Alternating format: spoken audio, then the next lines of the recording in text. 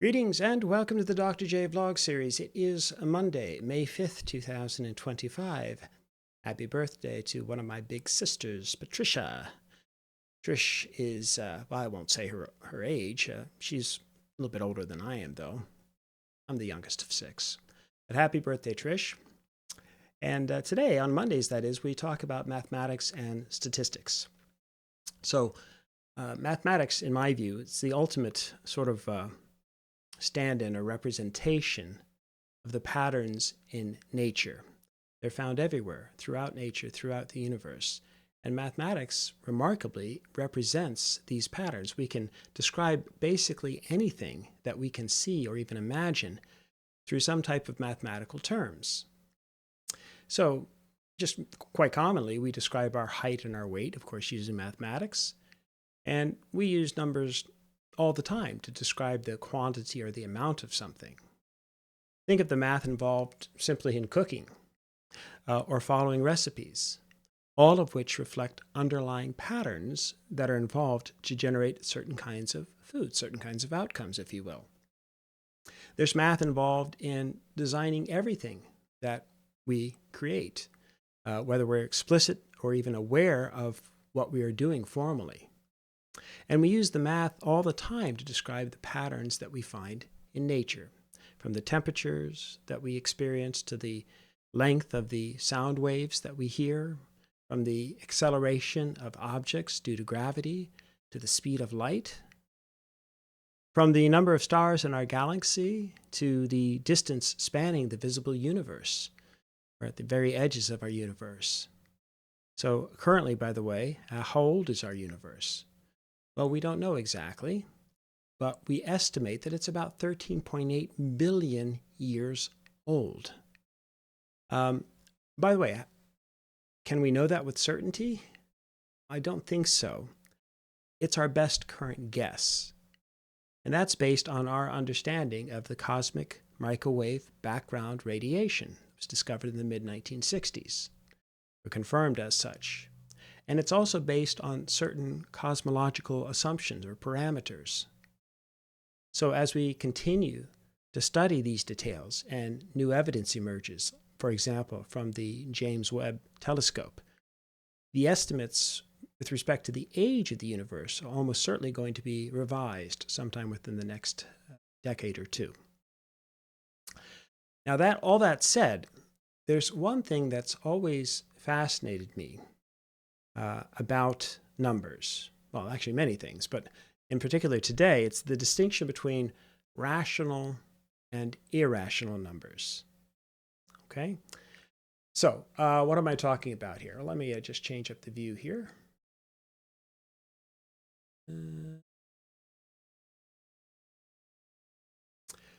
All right, so rational and irrational numbers. I suspect many of you probably understand the distinction quite well, but just as a brief reminder, okay? Rational numbers are those that can be expressed as a fraction. That is a ratio of two integers. And so any ratio of two integers we describe as fractions. And all fractions then are rational numbers, such as 3/4, 3/4, or -10 divided by 3. Those are fractions. Positive, negative, doesn't matter. They're rational numbers. Furthermore, finite decimals that come to an end are all rational numbers. I give the example there, 0.688. That can be expressed as a fraction. 688 divided by 1,000. Or 3.53. That can be expressed, again, as a fraction. 353 divided by 100. And there are other ways to express these fractions too, but the point is that they all have a finite set of decimal places. They come to an end.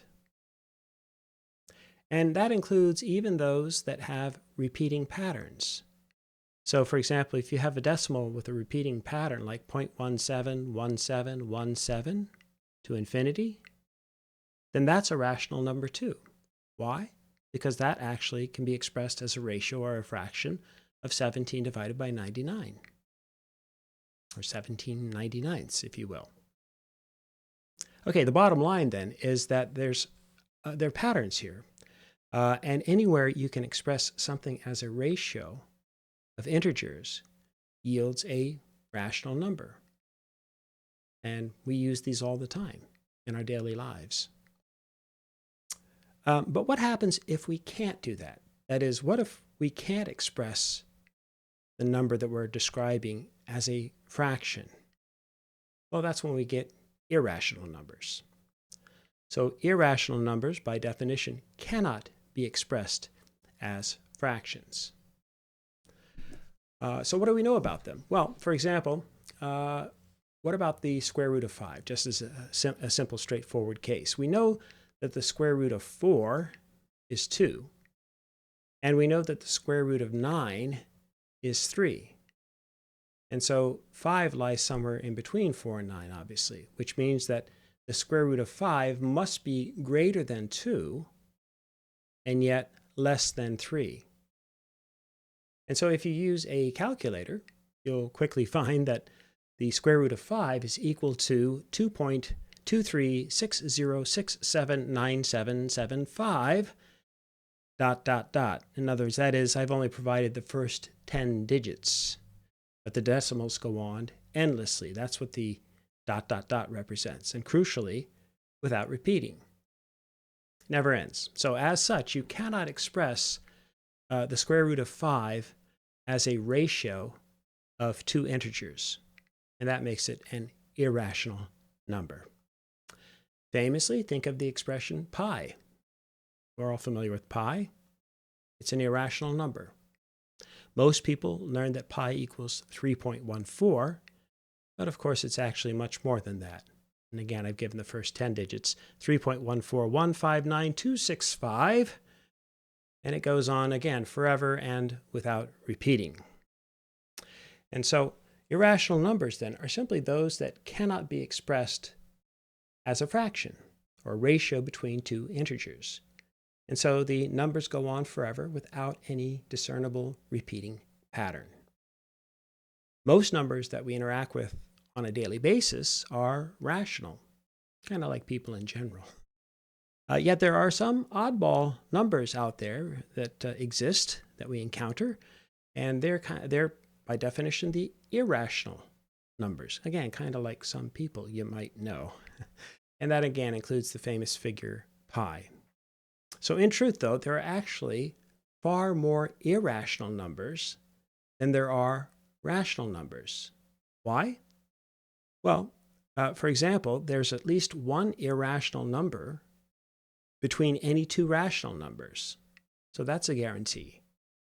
And also, every time that you add or multiply a rational number by an irrational, you're going to get an irrational number. It's mathematically provable as such. And the point is that just on a day-to-day basis, though, we really don't work with irrational numbers too often, or they're not central to our everyday concerns, maybe unless we're a mathematician or a physicist who uses the term pi, an irrational number. So, for example, we'll eat 2 or 3 eggs for breakfast, maybe even 3.5 eggs, 3.5 eggs, but we never think to ourselves, you know, this morning I think I'm going to eat pi number of eggs, 3.14 eggs. It'd be silly. So trust me, there's an infinite number of irrational numbers that are lurking out there. If we wanted to look for them, if we wanted to uncover the underlying order that exists within nature. And so these irrational numbers seem to have no finite end or fixed pattern, and yet they're absolutely essential in terms of describing key facets of nature. They help provide the final glue that orders all of nature and holds it together. It's actually quite remarkable, in my view. So the irrational numbers then help solve the order problems of nature just as much as the rational numbers. So again, consider pi. What's pi? Well, it's the ratio of the circumference of a circle to its diameter. You probably all learned that in grade school at some point. British mathematician William Jones devised the symbol pi back in 1706 to represent this well-known, this famous ratio. And it was later popularized by the well-known Swiss mathematician Leonhard Euler, E-U-L-E-R. And so while pi solves real-world geometric problems, we use the approximation of 3.14, or sometimes the fraction 22 divided by 7, 22 over 7, for our everyday calculations. If you're interested, of course, you could go much further. And so I've just presented there on the screen pi to 39 decimal places, if you want to be more precise in your calculations. But if you really want to be precise, by the way, you might be pleased to know that a U.S. computer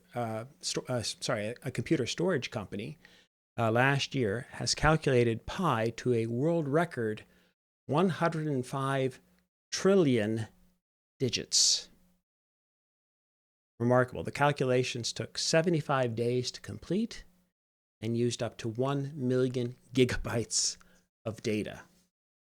But anyway, I don't know about you, but I personally can sleep better at night knowing that finally we've gotten pi up to over 100 trillion digits, Whew. Anyway, and then, the point is that pi then shows up in all sorts of mathematical equations, but especially in Euclidean geometry. Most of you know not only that pi, the definition of pi, or the calculation of pi, the basic calculation, but you probably also know, for example, the area of a circle is given by what? 2 pi r, by pi r squared, right? Pi r squared. So I was just going to talk about the circumference, but that's okay. These are all sort of commonly known mathematical expressions using pi. What you may not know is that pi also shows up in a number of standard physics equations. And these, again, have been devised, discovered to describe all kinds of different facets of the universe. So I've just provided 3 kind of famous examples, if you will. Not that you necessarily know these equations. You don't work in physics. You almost certainly don't. But there's the cosmological constant, which again, pi there ends up in the numerator. You have Heisenberg's uncertainty principle. And again, if you don't know anything else about Heisenberg, maybe you watched Breaking Bad, and there's a specific reason that they chose the name Heisenberg. Look that up if you don't understand. So yeah, that shows up in the Heisenberg uncertainty principle, that equation. And then it shows up in Einstein's incredibly, groundbreaking, famous field equation of general relativity. So again, these are just merely a few examples, and there are countless additional equations in physics and beyond. And so we might ask the question, well, why does pi show up in so many places? Well, because we live in a complex but geometric universe that involves circles and ellipses and spheres and all kinds of circular patterns and motions. Indeed, pi helps to describe sound waves and electromagnetic waves as well. And pi shows up in our probability functions and the normal curve distribution. Somebody like me who works with statistics a lot, this is a common feature of what we do. And perhaps most remarkably of all, if you didn't know this, pi shows up in a number of biological processes, such as the formation of stripes on a zebra or spots on a leopard. In fact, the field of biophysics has revealed that pi appears to be intimately woven into periodic processes that emerge in nature.